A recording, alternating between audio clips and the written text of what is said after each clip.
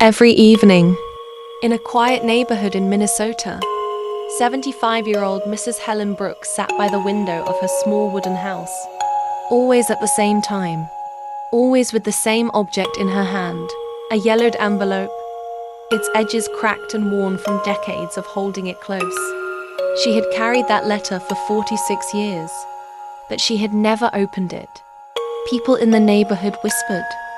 Some thought she was strange. Some thought she couldn't read.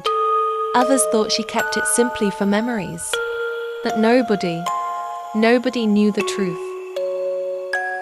Helen had once loved a man named Michael Turner, a young mechanic with gentle eyes and a heart full of promises. He had promised her a life of little adventures, long drives down empty country roads, shared milkshakes at the diner, soft Sunday mornings wrapped in blankets and laughter. He loved her, and she loved him with everything she had. But life had other plans. Michael was drafted into the army. Before leaving, he held her close, kissed her softly, hugged her tightly, and placed one thing in her hands. A letter. "Don't open it until I come home," he whispered. And she nodded, trusting him. Days turned into months. Months turned into years.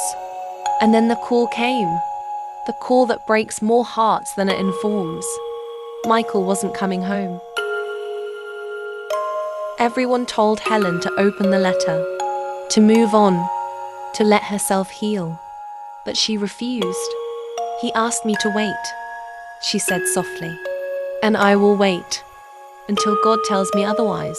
For almost 5 decades, she lived alone. No husband, no children.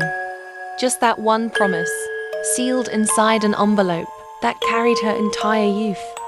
Some nights, neighbors saw her crying softly, thumb brushing the edge of the paper, as if touching a memory that still hurt.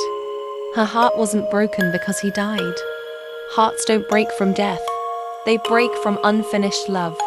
And Helen Brooks carried that weight, all the way into her old age.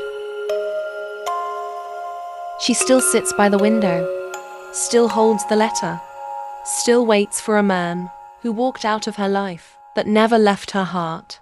Because some women love with a loyalty the world cannot understand, and some promises are too sacred to break.